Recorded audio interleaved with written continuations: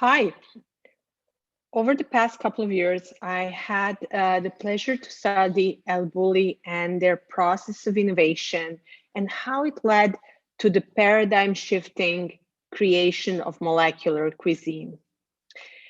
I want to share these findings with you. So I would start with El Bulli's success. Let's have a real look at the overview of their astonishing accomplishment over the 2 decades that they functioned. Then I'll switch to the innovations. 1,846 unique dishes that all created radical change.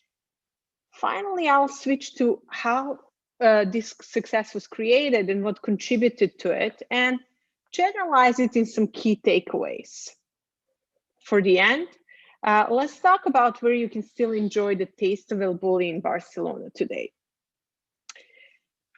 All right, so if you look at the El Bulli history, since Ferran Adria took over in 1987 until about 1990, Michelin star awarded to El Bulli team was just one. But then in 1990, El Bulli got 2 Michelin stars that they kept with no interruptions until 97. And then in 97, there were 3 Michelin stars that were won thanks to their outstanding contributions. There were many other accolades.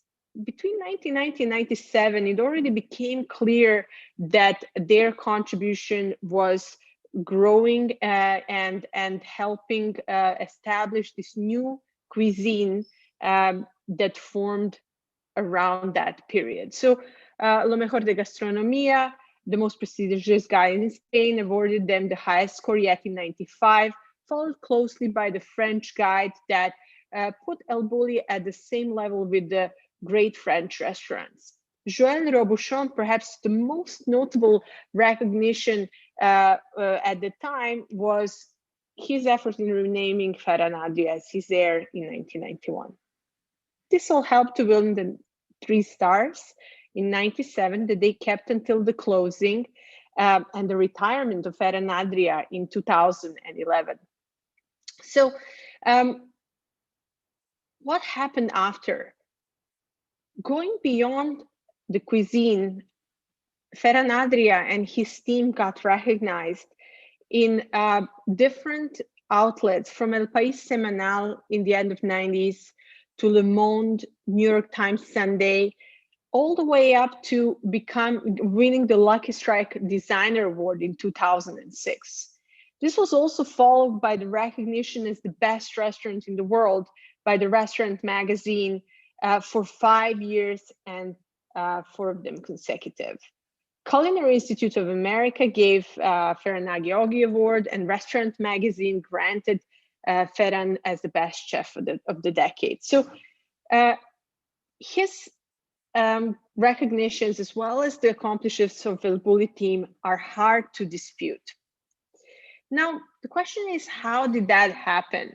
What underpinned it? And 1,846 innovative dishes that they served in the modern history of El Bulli from 87 to 2011 have something to do with that. So I'm going to go with putting a little bit more structure around that. So first question that I would like us to think about is, how did this 1,846 dishes create molecular cuisine? Was it one dish at a time? Was it incremental innovations? Or were there any specific steps, changes? The second question then I want to tackle then is, what made these innovations possible and how did they come about? So let's start from the first one. How did El Bulli create the innovations, and how do these innovations contribute to the creation of molecular cuisine? So if you study El Bulli's history of innovation year by year and dish by dish, as I did with my team, we can see that in the 87, they made the decision to depart from La Nouvelle Cuisine paradigm that was based on French way of cooking and French, basically, refinements of the existing dishes, making them more sophisticated, but fundamentally keeping the same tradition. And This departure can be summarized in 4 different steps. The first is the breaking of the geographic boundaries. This happened already in 1987, and the best example is their dish Red Mule Gaudi that uses Spanish ingredients, sanfaina, and also uses concepts and personalities from Spanish traditions, such as Gaudi's approach to the architecture. The second step was what we call the breaking of the sensory expectations, or 5 steps. Starting from about 1992, El Bulli team started to tweak the ingredients as well as cooking techniques as to surprise the senses. For example, first time there was an introduction of a savory dessert or a cocktail, savory tomato water ice. They also started to use the senses that were previously unused in traditional and nouvelle cuisine, such as, for example, more intense use of hearing in the process of enjoying food. The third step that we identified was the breaking beyond sensory boundaries of the sensory experience and into the intellectual, or the evoking of the so-called sixth sense. A good example of that starts from about 1995, when they created a dish called chicken curry, or 2 ways of presenting chicken curry.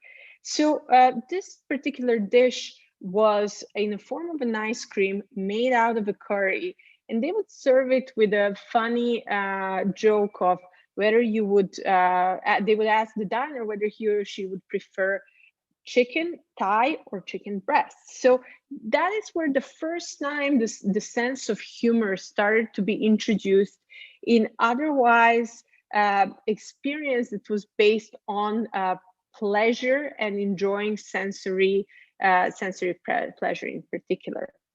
Besides humor, they introduced irony. They even introduced some of the unpleasant experiences and shock.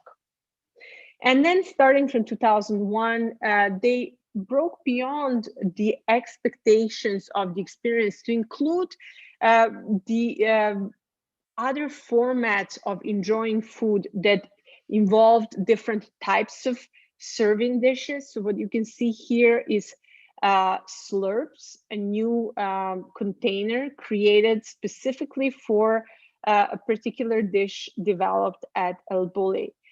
This had a very strong effect also on the experience of the diner that goes beyond just the appreciation of the ingredients and the dish itself. So we managed to unpack all the important dishes that were created over the course of El Bulli history and break them into these 4 stages that built on each other. You could almost call them as waves. And I have to say that I cannot hold any accolades for that. It was my master student, Alex Valder, that had been previously trained as a chef who did the hard work of allocating different dishes to these four waves of innovation. The key insights was that these waves and their different nature was what really helped shape molecular cuisine. So it wasn't just a simple accumulation of innovation. It was indeed the step changes in these form steps that created molecular cuisines. The next thing we did was that we broke down these breakthrough waves into the most innovative dishes, and we did the analysis of the 25 that the Google Guide on Arts and Culture considers to be the most innovative. What we found was that 2 of the waves were particularly important: 5 senses and 6th sense. As you can see, most of the innovations actually belong to these 2 senses, according to the analysis performed by Alex and later on confirmed by the expert interviews. So this is where we can see the real gravity of Ferran's work, introduction of five senses and the sixth sense. The question is, what made these innovations and these breakthroughs possible? So switching to how they did it, let me tell you first a bit about one particular tweak that we did in order to establish what specific actions contributed to the biggest innovations and breakthroughs. We split up the four waves into four periods where they were created and formed. And the first one we identified was relating to the 87 to 91 period, the second 92 to 94, the third or the sixth sense 95 to 2000, and then finally the last one was after 2001 and until the closing. And so once we had this kind of periods of when the innovation was performed, we were able to tie specific actions from El Bulli's history and identify what were the key moments. We found that there were two things to keep in mind throughout the whole four stages. Experimentation was very important, and so was the development of the business model. That's what made everything sustainable. But two particular aspects of their inventive process, the search of inspiration and sense making, were what differentiated between the more innovative periods and less innovative periods. Let me explain you this in a little bit more detail. So over the course of El Bulli's history, El Bulli improved their approach to experimentation and professionalized it. Before 87, they were really just doing the replication of the classical cooking and nouvelle cuisine. But then over the 20 years, they went from doing ad hoc innovation experiments when they closed during the winter in 87, all the way up to creating a specialized, professionalized creative team in 94 and evolving that into a full-time workshop and eventually even a science department in 2003. So this increase in professionalization and scale and time committed to experimentation contributed also to productivity. So if you look at, for example, the first period, there were 30 dishes created per year between 1987 and 91. And contrast that to the period between 2001 and 2011, when you see a whooping 102 dishes created per year. Moreover, this required, of course, investment. And that's why a business model was really important. Before Ferran Adria took over as a head chef in 1987, El Bulli was just a fine dining restaurant that was fighting every year to preserve their stars. With his decision to focus on innovation, what started was also a challenge of finding the right business model. And a variety of business models were tried out, starting from gastronomy consultancies, sales of courses, books, hospitality projects, and so on. But over the years, these business models accumulated, and together with all the recognition and brand and reputation of El Bulli, they contributed to a more and more profitable business models. So when El Bulli Carmen, for example, was created in 2001 to professionalize consulting activities, El Bulli was doing very well financially, which contributed to much of their investments also in the experimentation. So that is about this relationship between invention and business model and how they're both needed in order to sustainably innovate, even if your decision is and purpose in life to be the most innovative chef, it still costs money. Now let's dig deeper into the actual process of inventing these dishes and what made a big difference. What academics usually think is a differentiator in this regard is what is called distant search. And distance search means that you're not just searching locally, meaning in your own environment and close to your own culture and close to your own industry, but you're going beyond and looking for inspiration beyond. And this was indeed very much the case of El Bulli. Before the 87, they were searching locally. They visited local restaurants, they visited local food markets like Boqueria, and looked at local ingredients. But starting from the 90s in particular, they started to go first in the patisserie, learning a lot from how the world of sweets functions. And then also, most notably, they looked into the arts. So for example, Ferran Adria spent a winter at the famous sculptors, Javier Medina Campeny, where he made a lot of interesting breakthroughs, both in terms of the experiments he made there, but then also in his ability to reflect on his work that I'll talk about in a second. This continued particularly in the late 90s and 2000s with collaboration with industrial designers, and then also with the scientists. So indeed, we can see that the inspirational search was very important, but there was something else that we haven't known so far in the academic circles that appears to be just as relevant, if not more important, and that is the sense making. By sense making, I mean the ability to reflect on your work, look back at your experiments, and not just simply seek feedback from the customers, but also try to look for silver lining of what it all means, informing your subsequent work. So for instance, a lot of these sense making and processes happen around some of the inspirations that Ferran went looking for.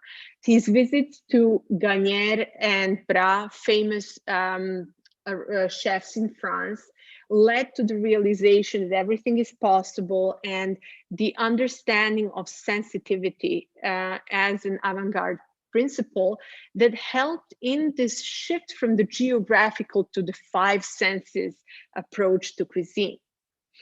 He also decoded a creative and artistic process that he observed at Javier Medina's, and he drew parallel to gastronomy.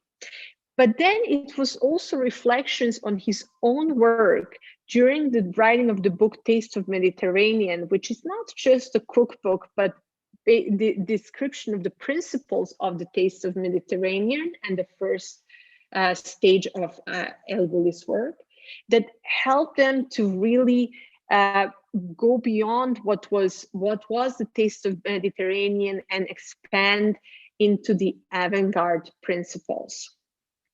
Later on, El Bulli continued along these lines, and around 94, they went into the process of consciously looking for what they will refer to as technique concept novelty. So instead of just thinking about the domain of cuisine, which is focused on the sensory experience, they started asking questions of what does that all mean, almost philosophically and theoretically. Their website also mentions theoretical reflections on during the time they wrote the book Secrets of El Bulli, another book in 97, 98 period. And the logic of this continues. But when we look at these two formative periods of five senses, of sixth sense, we can really tie them together with this process of sense making that seems to be instrumental. All right, so what can we take away from this work? So first of all, not all inventions and innovations are created equal. There are some that are more incremental, but then there are those that are radical and even breakthroughs. Furthermore, innovations and inventions are rarely independent. They usually build on each other, and they accumulate in a non-linear fashion, leading to breakthroughs and discoveries as you reflect on them. The process to come up with these inventions and innovations is fundamentally based on experimentation, and professional experimentation is what leads to the scale of inventing effort. Don't forget about the business model, of course, that is needed in order to make that financially sustainable. But experimentation is not sufficient if you want to go for radical innovations and breakthroughs. You need to also go beyond your own industry and search more distantly, looking at what experts around you are doing. Finally, reflections on your own work, not just simple adoption of the feedback from the customers, is necessary to come with the true breakthroughs. So that's about it. And I would love to hear the comments as well as the constructive criticism on our work here. We are far from done and we're looking to expand. But before I leave you with that and ask you to share your thoughts with me, let me share one last insight. El Bulli, as you know, closed by decision at the height of its fame in 2011. But the glimpse of El Bulli, or better yet, the taste of El Bulli, is present in Barcelona still today. El Bari, a set of restaurants created by chef Albert Adria, is available in Poble Sec Barrio. And in addition to that, Oriol Castro, who co-led with Albert Adria El Bulli Taller, the workshop, in the later years, has his own restaurants called Disfrutar. Well, if you're up for some field work, these would be my suggestions. Have a great day.